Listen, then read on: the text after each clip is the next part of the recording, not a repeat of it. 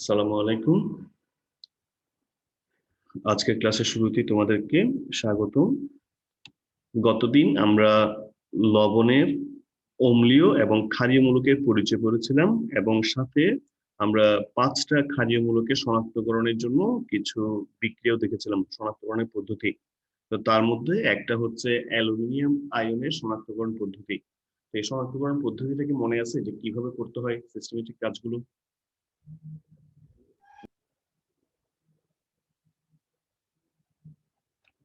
তা কেউ কি বলতে পারবে অ্যালুমিনিয়াম আয়নকে আমরা কিভাবে শনাক্ত করি?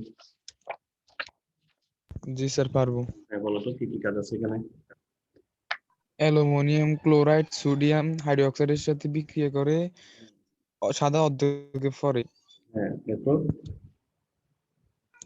এবং সে বিক্রিয়া অ্যালুমিনিয়াম হাইড্রোক্সাইড উৎপন্ন হয়। আবার ওই অ্যালুমিনিয়াম হাইড্রোক্সাইডের সাথে অতিরিক্ত সোডিয়াম হাইড্রোক্সাইড যোগ করলে সে অর্ধকে সাদা অর্ধকে পরিবর্তন হয়ে যায়, সাদা স্বচ্ছ পদক্ষেপগুলো হয়ে যায়। দ্রবীভূত হয়ে যায়, পদক্ষেপগুলো দ্রবীভূত হয়ে যায়। এরপর সর্বশেষ কাজ এরপর আবার আবার sodium sir ammonium chloride. Ammonium chloride যোগ করলে তা আবার পূর্বের অবস্থানে ফিরে আসে। আবার আবার আগের মতো পদক্ষেপ ফিরে আসে। যদি পদক্ষেপ ফিরে আসে তাহলে আমরা বুঝে নিব আমাদের নমুনা লবণের মধ্যে কি আছে স্যার, অ্যালুমিনিয়াম আয়ন আছে। এখন দেখো এই একই পরীক্ষা দিয়ে কিন্তু আমরা আরো দুইটা আয়নকে শনাক্ত করতে পারি, সিস্টেমেটিক কাজটা একই রকম। আমি এই দুইটা আয়নের জন্য বলে দিচ্ছি, একটু মনোযোগ দিয়ে শুনো। আমরা যেখানে কাজগুলো করছিলাম যে অ্যালুমিনিয়ামকে শনাক্ত করার জন্য প্রথমে নমুনা লবণ অল্প পরিমাণ সোডিয়াম হাইড্রোক্সাইড দিয়েছি, 7 পদক্ষেপ আসছে, বেশি পরিমাণ সোডিয়াম হাইড্রোক্সাইড দেওয়ার পরে পদক্ষেপটা দ্রবীভূত হয়ে গেছে। কিন্তু দেখো যদি পদক্ষেপ দ্রবীভূত না হয়, অর্থাৎ যদি পদক্ষেপটা রয়ে যায়, তাহলে আমরা বুঝে নিব যে আমাদের নমুনা লবণের মধ্যে ক্যালসিয়াম আছে। এটা একটু লিখে নিতে পারো তোমরা। সেম টেকনিকে আমরা 3টা আয়ন শনাক্তকরণ করতে, যাতে আমাদের কাজটা সহজ হয়ে যায়। স্যার আমাদের আবার একটু বলেন। নমুনা লবণের মধ্যে অল্প পরিমাণ সোডিয়াম হাইড্রোক্সাইড দেওয়ার পরে সাদা পদক্ষেপ আসে। সেই সাদা পদক্ষেপের মধ্যে আমরা কি করব, অতিরিক্ত পরিমাণ সোডিয়াম হাইড্রোক্সাইড যোগ করার পরে যদি পদক্ষেপ দ্রবীভূত না হয়, অর্থাৎ পদক্ষেপ যদি রয়ে যায়, পদক্ষেপ না গেলে আমরা বুঝে নিব যে আমাদের নমুনা লবণের মধ্যে ক্যালসিয়াম আয়ন আছে।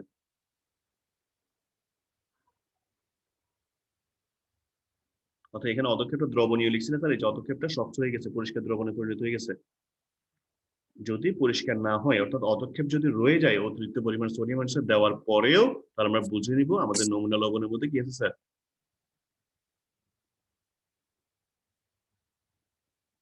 ক্যালসিয়াম। বুঝছি? যদি পদক্ষেপ না যায় তাহলে নমুনা লবণের মধ্যে ক্যালসিয়াম আয়ন আছে। আর যদি পদক্ষেপ চলে যায় তাহলে সেক্ষেত্রে দুইটা আয়ন থাকতে পারে স্যার, একটা হচ্ছে অ্যালুমিনিয়াম আয়ন আর একটা হচ্ছে জিঙ্ক আয়ন। একই টেকনিক আমরা 3টা আয়নের জন্য শনাক্তকরণ করতেছি, অ্যালুমিনিয়াম, ক্যালসিয়াম এবং জিঙ্ক। এদের মধ্যে আমরা দেখো প্রথমে সোডিয়াম হাইড্রোক্সাইড দিচ্ছি, পদক্ষেপ আসছে, বেশি পরিমাণে সোডিয়াম হাইড্রোক্সাইড দেওয়ার পরে যদি পদক্ষেপ চলে যায়, তাহলে সেক্ষেত্রে কি কি হতে পারে, অ্যালুমিনিয়াম এবং অ্যালুমিনিয়াম জিংক। এবং জিঙ্ক। এখন দেখো অ্যালুমিনিয়াম আছে না জিঙ্ক আছে সেটা বোঝার জন্য, কনফার্ম হওয়ার জন্য আমাদেরকে এই যে অ্যামোনিয়াম ক্লোরাইড মেশাতে হবে। অ্যামোনিয়াম ক্লোরাইড মেশানোর পরে যদি পদক্ষেপ আবার ফিরে আসে, তাহলে বুঝে নিই আমাদের নমুনা লবণের মধ্যে অ্যালুমিনিয়াম আছে। আর যদি অ্যালুমিনিয়াম পদক্ষেপ না আসলে তাহলে জিংক। আমাদের হ্যাঁ জিঙ্ক আছে। বুঝছি? এই যে 3টার মধ্যে পার্থক্য। একই পদ্ধতিতে আমরা 3টা আয়ন শনাক্তকরণ করে ফেলেছি। এখন কি বলতে পারবো স্যার এই 3টার প্রসেসটা? আমি আবার একটু সামারি দিয়ে দিচ্ছি। আমাদের নমুনা লবণ আমাকে যেটা দিবে, সেই লবণের যে আমরা দ্রবণটা বানিয়েছিলাম, মাতৃ দ্রবণ বা মজুদ দ্রবণ যেটাই বলছিলাম, সেই মজুদ দ্রবণের মধ্যে অল্প পরিমাণ সোডিয়াম হাইড্রোক্সাইড দেব, অ্যালুমিনিয়াম, ক্যালসিয়াম, জিঙ্ক সবার জন্যই প্রথম ধাপে সাদা বর্ণ পদক্ষেপ আসবে, এ ধরনের সাদা পদক্ষেপ আসবে। অতিরিক্ত পরিমাণে সোডিয়াম হাইড্রোক্সাইড দিলে দেখবো যে যদি পদক্ষেপ চলে না যায়, অর্থাৎ পদক্ষেপ যদি রয়ে যায়, তাহলে আমরা বুঝে নিব আমাদের নমুনা লবণের মধ্যে ক্যালসিয়াম আছে। ঠিক আছে, প্রথমে কাজ শেষ। যদি পদক্ষেপ চলে যায় তাহলে হতে পারে যে আমাদের নমুনা লবণের মধ্যে হয় অ্যালুমিনিয়াম আছে, না হয় জিঙ্ক আছে। এখন এই অ্যালুমিনিয়াম আছে না জিঙ্ক আছে সেটা কনফার্ম হওয়ার জন্য আমরা কি করব, নমুনা লবণের মধ্যে সামান্য পরিমাণে 69 পেজ এখানে আছে স্যার, পেজ ওরিয়েন্টেশন আছে। আচ্ছা একটু অপেক্ষা করো স্যার, একটু অপেক্ষা করো।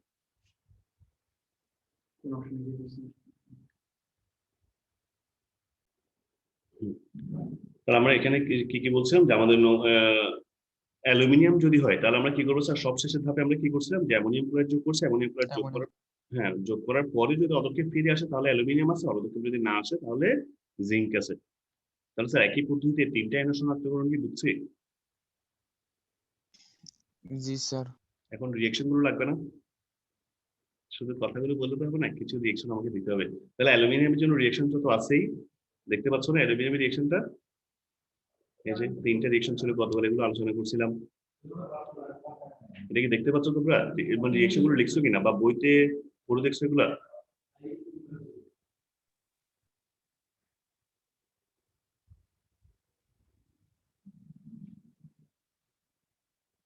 জি স্যার। আচ্ছা, এদিকে একটু খেয়াল করি, যদি আমাদের ক্যালসিয়াম আয়নের শনাক্তকরণ আসে তাহলে আমরা এখানে কি লিখবো স্যার, এই লাইনটাতে এসে, এই যে দেখো আমাদের যদি ক্যালসিয়াম হয়ে থাকে তাহলে আমি রিয়েকশন থেকে লিখবো এভাবে,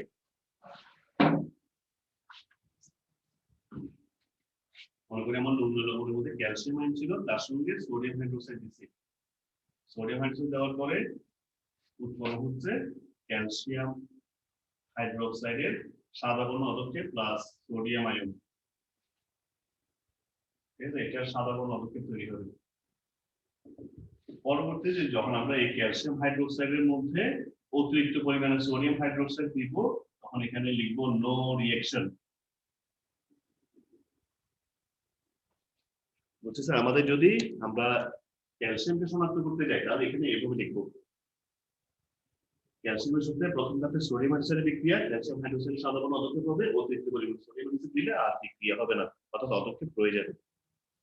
এটা নিয়ে আমরা ক্যালসিয়াম আয়নকে শনাক্ত করতে পারি। তোমরা কি লিখে নিচ্ছ এটা?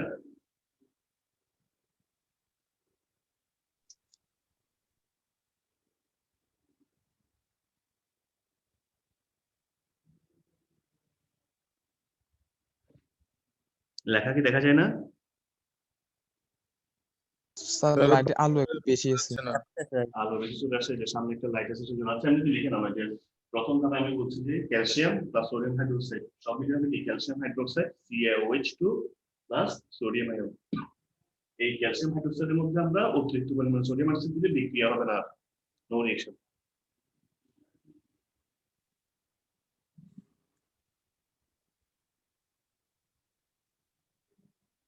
আচ্ছা, তাহলে আমাদের এই তিনটা গেল। এখন আমরা আসি, যদি আমাদের এটা জিঙ্ক আয়ন হয়ে থাকে তাহলে হ্যাঁ বলেন। হ্যালো হ্যাঁ বলেন। স্যার, আমি ওই যে অ্যালুমিনিয়াম হাইড্রোক্সাইডের সাথে সোডিয়াম হাইড্রোক্সাইডের বিক্রিয়াটা বলতেছিলাম স্যার, 2 নম্বর বিক্রিয়াটা। হ্যাঁ, এটা বুঝে নাই যে, জি স্যার, এটা একটু আচ্ছা বুঝিয়ে দেন। দেখো এই যে 2 নম্বর বিক্রিয়া যেটা লিখছি আমরা, অ্যালুমিনিয়াম হাইড্রোক্সাইডের সাথে সোডিয়াম হাইড্রোক্সাইড, এর সময় সংযোজন বিক্রিয়া হয়। তো সংযোজন বিক্রিয়া কি হয় স্যার, যে দুইটা যৌগ মিলে একটা যৌগে পরিণত হয়। সংযোজন বিক্রিয়ায় এক বা একাধিক মৌল বা যৌগ একত্রিত হয়ে একটা যৌগে পরিণত হয়। তো এটাকে আমরা এভাবে লিখছিলাম গতকাল, যে দুইটা যৌগ যখন একসাথে হবে তখন এখানে কি কি থাকবে, একটা সোডিয়াম, একটা অ্যালুমিনিয়াম এবং 4টা হাইড্রোক্সিল। তাহলে পুরো সংখ্যাটাকে আমি কিভাবে লিখতে পারি, NaAlOH4। NaAlOH কয়টা স্যার, এখানে 3টা, এখানে একটা, মোট কয়টা, 4টা। তাহলে এর সংকেত হবে কি NaAlOH4। এই যে 4টা OH আছে, এই 4টা OH থেকে দেখা যায় পরবর্তীতে 2 মোল পানি চলে যায়। 2 মোল পানি চলে যাওয়ার পরে এই ধরনের একটা লবণ উৎপন্ন হয়, যেটাকে আমরা বলছি সোডিয়াম অ্যালুমিনেট। এখন তুমি যদি এটাকে একটু দেখতে চাও, যদি আমার বোর্ড আজকে লাইটিং এর জন্য দেখা যাচ্ছে না, একটু খেয়াল করো,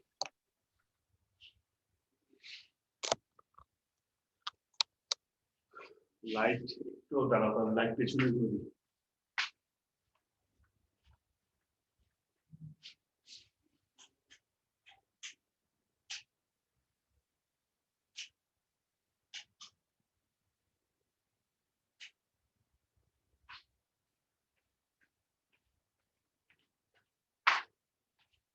সামনেটা না দিলে লাইট দেখা যাবে না, বোর্ড দেখা যাবে না। আচ্ছা, আমাদের দুইটা রিঅ্যাকশন মিলে আমরা একটু লিখতে পারি, দেখো এটাকে NaAlOH হচ্ছে কয়টা স্যার, 4টা। NaAlOH4। তাহলে এই 4টা OH, এটা কিন্তু আমি এগুলো লিখি যে 4টা OH,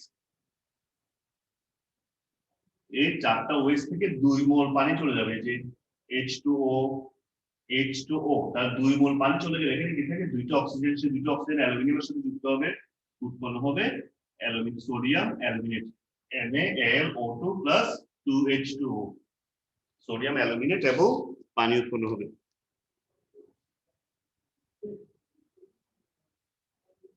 বুঝা যায় স্যার?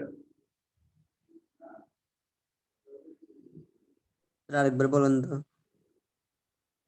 দ্বিতীয় যে বিক্রিয়াটা আছে সে দ্বিতীয় বিক্রিয়ায় এই দুইটা যৌগ একত্রিত হয়ে যাবে, দেখো একসাথে হয়ে কি হচ্ছে NaAlOH4। তো বলছি যে কি এই NaAlOH4 অর্থাৎ সোডিয়াম অ্যালুমিনিয়াম হাইড্রেট যেটা আছে সেই অ্যালুমিনিয়াম হাইড্রেটটা পরবর্তীতে ভেঙে যায়, এখান থেকে 2 মোল পানি অপসারিত হয়। 2 মোল পানি অপসারিত কিভাবে দেখা যাচ্ছে, এই যে 4 মোল OH, 4টা OH থেকে 2 মোল পানি চলে যাচ্ছে, এই যে H2 2 মোল পানি যখন চলে যাবে তখন এখানে দুটো অক্সিজেন থাকে, সেই দুটো অক্সিজেন অ্যালুমিনিয়ামের সঙ্গে কি এখানে যুক্ত হচ্ছে, উৎপন্ন হবে সোডিয়াম অ্যালুমিনিয়াম NaLO2 2H2O। এভাবে আমরা সোডিয়ামের একটা লবণ পাচ্ছি, সোডিয়াম অ্যালুমিনেট। যেহেতু এটা আচ্ছা স্যার, এখন এই প্রশ্নটা কিভাবে আসবে স্যার? দ্রবণে অ্যালুমিনিয়ামকে কিভাবে শনাক্ত করবে? না স্যার, আর কি প্রশ্নটা কিভাবে আসলে আমরা আনসারটা কিভাবে করব সেটা বলতেছি। হ্যাঁ, প্রশ্নটা তো বললাম যে প্রশ্নটা হতে পারে এভাবে, দ্রবণে অ্যালুমিনিয়াম আয়ন কিভাবে শনাক্ত করবে। তাহলে এক্ষেত্রে প্রথমে লিখবে যে কি নমুনা লবণের দ্রবণে, এই যে আমার এখানে আগের লাইন যেটা ছিল, নমুনা লবণের দ্রবণে সামান্য পরিমাণ সোডিয়াম হাইড্রোক্সাইড যোগ করা হলে কি হয়, প্রথমে সাদা বর্ণ অদক্ষেপ পড়ে এবং এই অদক্ষেপের মধ্যে অতিরিক্ত পরিমাণ সোডিয়াম হাইড্রোক্সাইড যোগ করা হলে যদি অদক্ষেপ দ্রবীভূত হয়ে যায়, তবে ওই দ্রবণে অ্যামোনিয়াম ক্লোরাইড যোগ করা হলে যদি সাদা বর্ণ অদক্ষেপ আবার ফিরে আসে, তাহলে নমুনা লবণে অ্যালুমিনিয়াম আয়নের উপস্থিতি সম্পর্কে নিশ্চিত হওয়া যায়।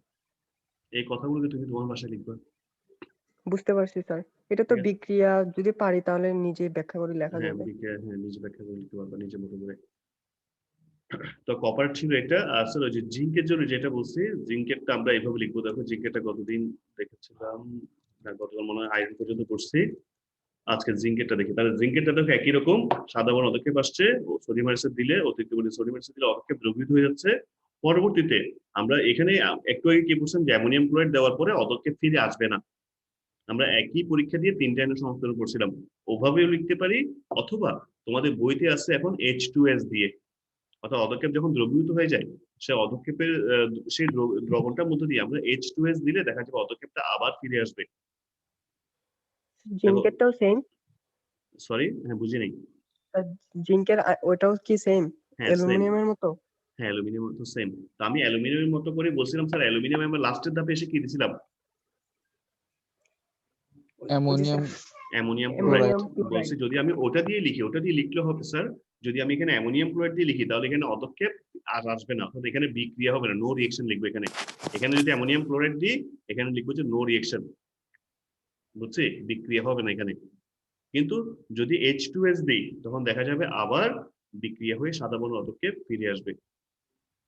তো আমি একই টেকনিকে যদি মনে রাখতে চাই, তাহলে এখানে অ্যামোনিয়াম ক্লোরাইড দিলে এখানে কি লিখবো স্যার, ওই অ্যালুমিনিয়ামের মতো যদি মনে রাখতে চাই, অর্ধেক আসবে না। বিক্রিয়া হবে না, ঠিক আছে, ওটা দিয়ে লিখতে পারি। বইতে এটা আছে বলে আমি এটা দিয়ে লিখছি, অন্য বইতে যেমন হাজার স্যারের বইতে, হাজার স্যারের নাম তো শুনছো,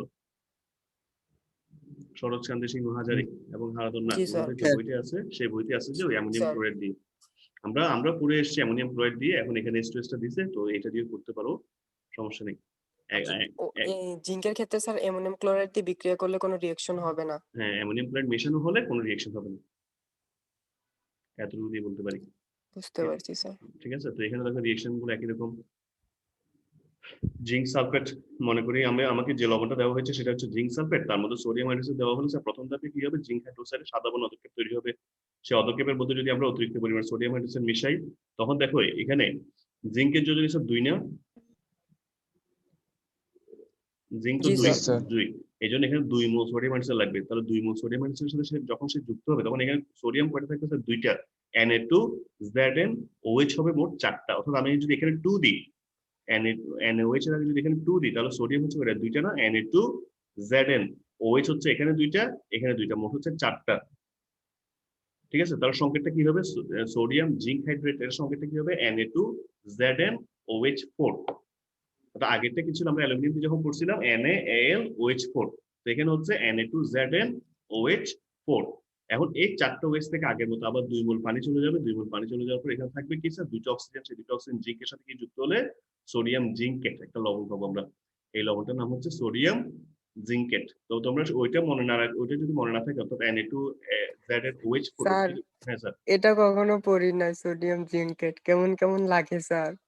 হ্যাঁ স্যার, এখন তো নতুন করে আম- কিছু পড়তেই হবে। সোডিয়াম জিঙ্কেট এটার নাম, এটা একটা লবণ, সোডিয়ামের লবণ। তারপরে ওই যে আরেকটা আছে স্যার, এই যে সোডিয়াম অ্যালুমিনেট। হ্যাঁ স্যার, এগুলো তো নতুন, এটা তো তোমার এসএসসি তে ছিল, এখন হয়তো বা বাদ দিয়ে দিয়েছে।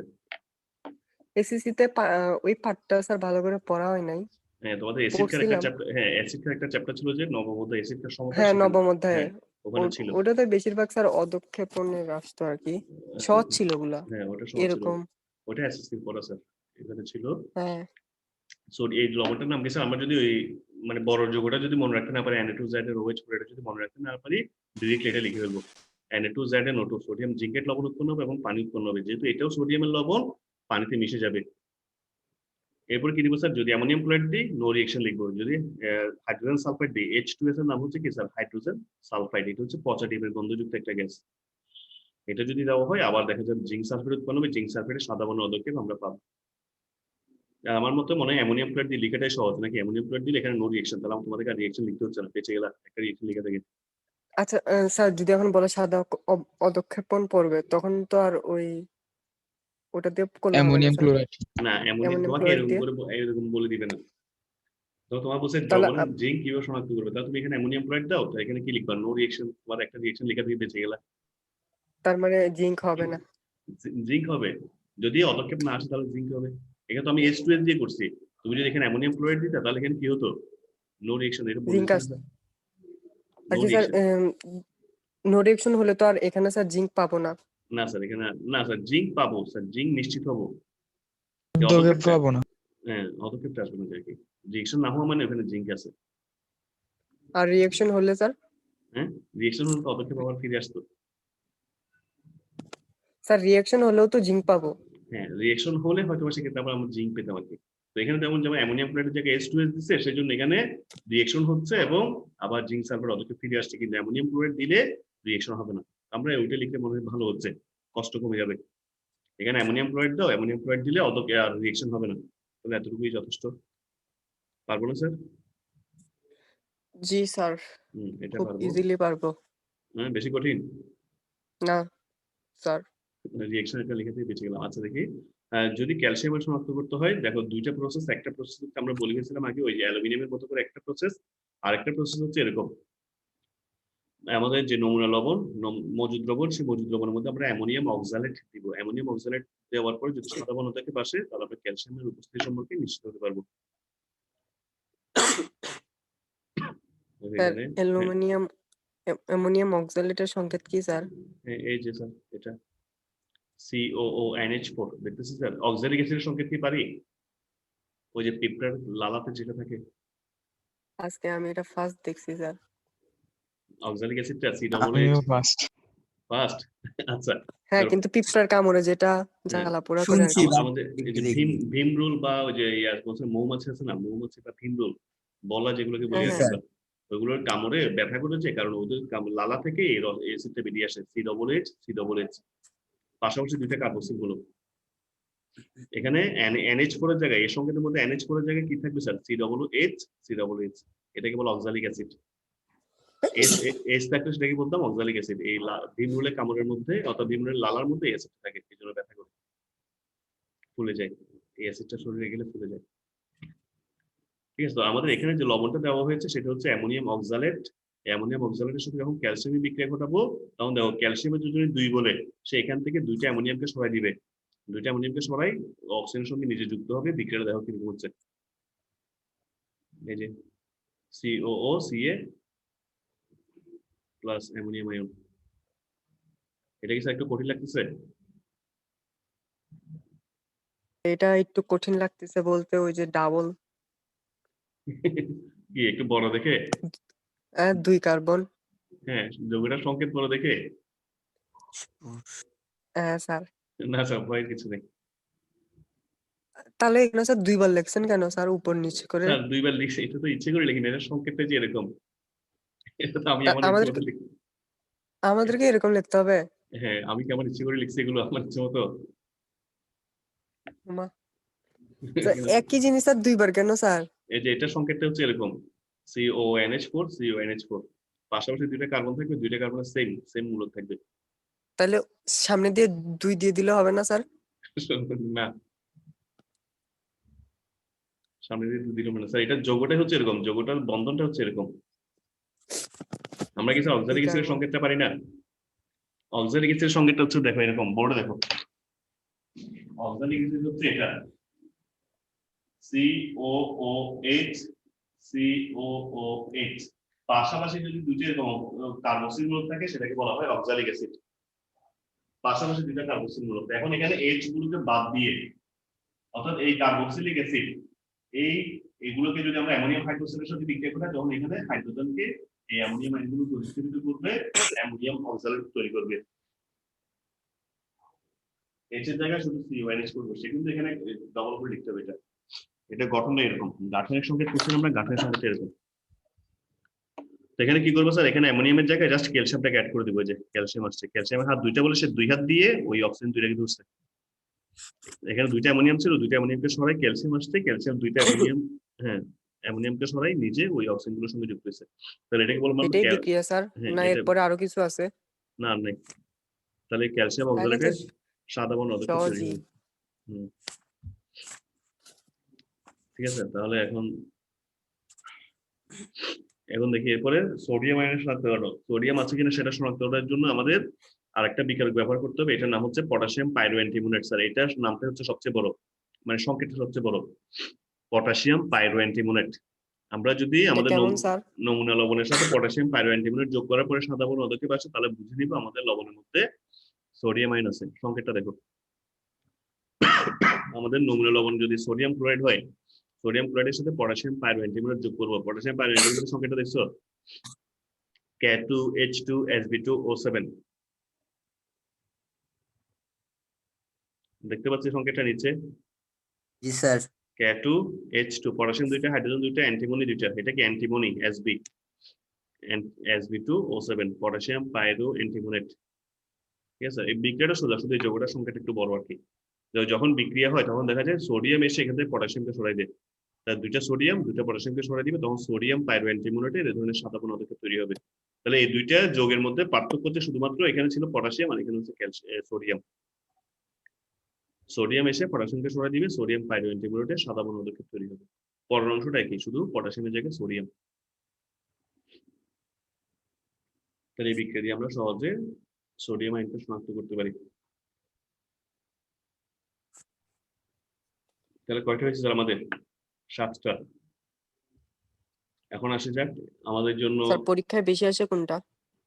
পরীক্ষায় বেশি আসে কোনটা, হ্যাঁ। এখান থেকে স্যার যে কোনটাই আসতে পারে, যেমন অ্যালুমিনিয়াম, জিঙ্ক এগুলো আসছে গত বিগত বছরের পরীক্ষাগুলোতে, সোডিয়ামটা মাঝে মাঝে দেয়, তবে বেশি আসে যে স্যার এটা যেটা একটু কঠিন সেটাই পরীক্ষা বেশি আসে। আর আপনি কোনটা দিবেন পরীক্ষায় স্যার? আমি কোনটা দিব? আমি জি কোনটা স্যার। দিব? আচ্ছা যেটা স্যার। কঠিন সেটাই দিব আর কি। ওই কঠিনটা? হ্যাঁ, স্যার দিবেন কিন্তু শিওর? মুখস্থ করে বলবো যে হ্যাঁ না, স্যার। স্যার না আপনি দেখো, দিবেন শিওর, প্রমিস করেন স্যার। না। আচ্ছা দেখো, আমরা সর্বশেষ যেটা করবো ক্যাটায়নের মধ্যে, ক্যাটায়ন এটাই শেষ এবং এটাই সবচেয়ে বড় বলা যায়। এখানে রিয়েকশন অনেকগুলো।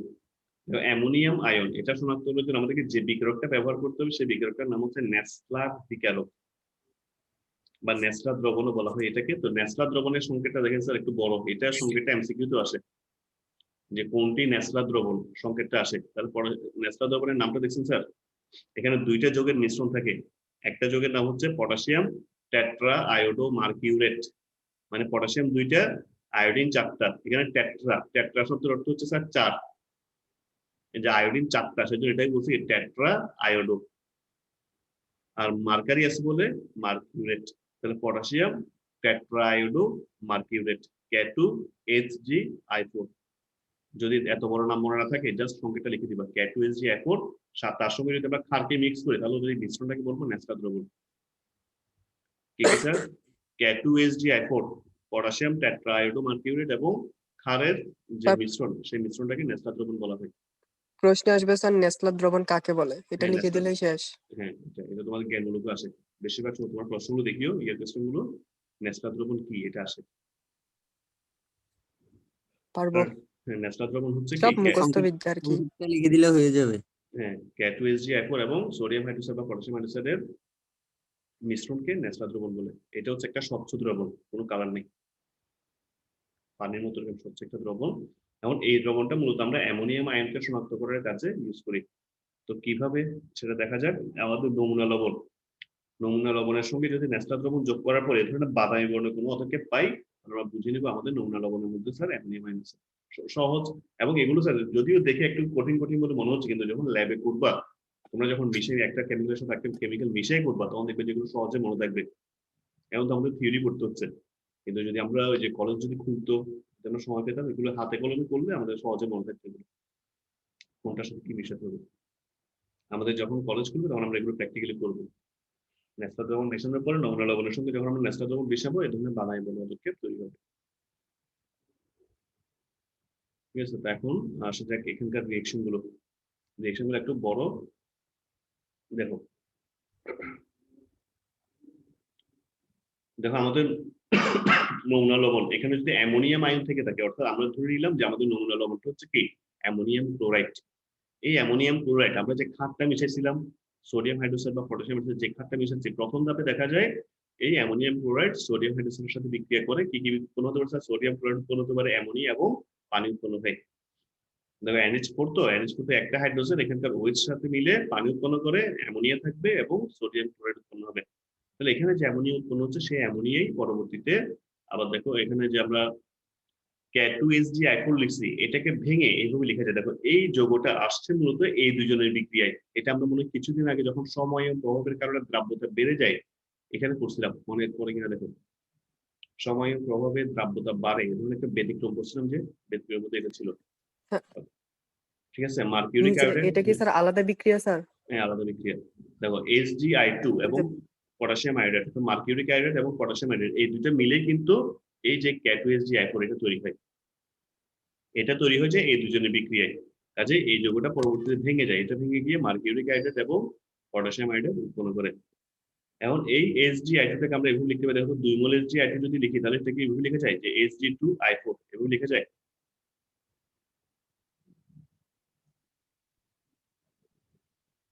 2SgI2 এটাকে ভেঙে এভাবে লিখছি যে Sg2I4, দুইটাকে একসাথে করে। যাই স্যার। এখন এখানে দেখো আমাদের যে অ্যামোনিয়াটা তৈরি হচ্ছে, সেই অ্যামোনিয়াটা এই Sg2I4 যেটা আছে সেটার সঙ্গে রিয়েকশন করে, সেটার সঙ্গে রিয়েকশন করার পরে এই ধরনের অ্যামিনো মার্কিউরিক আয়োডাইডের একটা বাদামি বর্ণের দ্রবণ বা অদক্ষেপ, বাদামি বর্ণ অদক্ষেপ তৈরি করে। স্যার বুঝি নাই। কোনটা? এই যে এখানে Sg2I4 যেটা উৎপন্ন হচ্ছে ওই মার্কিউরিক 2 অ্যাসিড, 3 নাম্বার থেকে বুঝি নাই। হ্যাঁ ওখান হ্যাঁ থেকে। 3 নাম্বার এখানে যেটা উৎপন্ন হচ্ছে, তো এখান থেকে এই যে দেখো এখানে 2 মোল লিখছি না, জি স্যার। 2 মোল। এখানে তুমি এটাকে লিখো যে 2 মোল মিলে কি হচ্ছে যে Sg2I4 হচ্ছে এটা। জি স্যার। এটার সঙ্গে যখন আমাদের যে প্রথম ধাপে যে অ্যামোনিয়া তৈরি হয়েছিল, সে অ্যামোনিয়া এটার সঙ্গে বিক্রিয়া করে ফেলে। অ্যামোনিয়া যখন এটার সঙ্গে বিক্রিয়া করবে, তখন এখান থেকে দেখো একটা হাইড্রোজেন, যেখানে 2 মোল দিতে হবে স্যার, এখানে রিঅ্যাকশনের সমতা করা হয়নি। এখানে যখন আমরা 2 মোল দিব, তখন দেখো এখান থেকে হাইড্রোজেন, এখানে রিঅ্যাকশনটা তোমরা এভাবে মনে রাখো, একসাথে পড়ে ফেলো যে NH2SG2I3 পুরোটা মিলে এটা মানে কৌশলটা একটু বড়, তো এতটুকু মনে না রেখে আমরা এতটুকু দিতে পারি, অ্যামোনিয়াম মার্কিউরিক আয়োডাইড এবং অ্যামোনিয়াম আয়োডাইড তৈরি হয়। ঠিক আছে, আমরা এতটুকু, হ্যাঁ স্যার ডিটেলসে না যাই। স্যার হ্যাঁ বলেন তীর চিহ্নটা কেন দেওয়া হয়? তীর চিহ্ন? স্যার নিচের দিকের এটা, হ্যাঁ হ্যাঁ এটা হচ্ছে অদক্ষেপের জন্য, তলানি প্রদেশের জন্য। আর তোমরা দেখো যদি সংখ্যাটা না পারো স্যার, যেহেতু এগুলো বড় বড় সংখ্যা, যদি না পারো তাহলে শুধু নামটা লিখবা, অ্যামিনো মার্কিউরিক অ্যাসিডের বাদামি অদক্ষেপ তৈরি হয়। রিঅ্যাকশনটা একটু বড় জটিল এবং কৌশলটা জটিল বুঝতে স্যার, এই যে একটু সমস্যা। কারণ এক্সপ্লেনেশন না গিয়ে বলবো যে অ্যামিনো সব মার্কিউরিক সব অ্যাসিড, মুখস্থ। হ্যাঁ মুখস্থ করে যাবে। ঠিক আছে, তাহলে এটা গেল আমাদের ক্ষারীয় মূলক গুলো শনাক্তকরণের পদ্ধতি। তাহলে আমরা কয়টা বলছি স্যার? ক্ষারীয় মূলক 8টা। এই 8টার মধ্যে অ্যামোনিয়ামটা আসে, এরপরে অ্যালুমিনিয়াম এবং জিঙ্ক এগুলো একটু বেশি আসে, এগুলো একটু ভালো করে দেখে নিও। অ্যালুমিনিয়াম, কি কি অ্যালুমিনিয়াম, বলছেন স্যার? অ্যালুমিনিয়াম, জিঙ্ক এবং এই অ্যামোনিয়ামটা। তাহলে এই তিনটার মধ্যে আপনি কোনটা দিবেন স্যার? যে কোনো একটা আসতে পারে। অ্যালুমিনিয়াম, জিঙ্ক আর অ্যালুমিনিয়াম। ঠিক আছে, এগুলো একটু ভালো করে দেখি, তো বাকিগুলো যে দেখবে না তা তো না। সব দেখবো স্যার, আপাতত 3টা বেশি দেখবো। আচ্ছা বেশি দেখবো। আচ্ছা, তাহলে আমরা আগামী দিন ওই ইয়াটা করবো, অম্লীমূলক। অম্লীমূলকগুলো অনেক সোজা, এখানে ক্ষারীয়মূলক তারটা তো, অম্লীমূলক হচ্ছে মাত্র 3টা, আর অম্লীমূলকের রিয়েকশন গুলো হবে খুব সহজ হয়ে যায় এগুলো। তাহলে আগামী দিন ওইটা করে আমরা নতুন একটা টপিক যাবো। ঠিক আছে, তো আজকে সময় শেষ, এত পর্যন্ত। ভালো থেকো। আসসালামু আলাইকুম স্যার।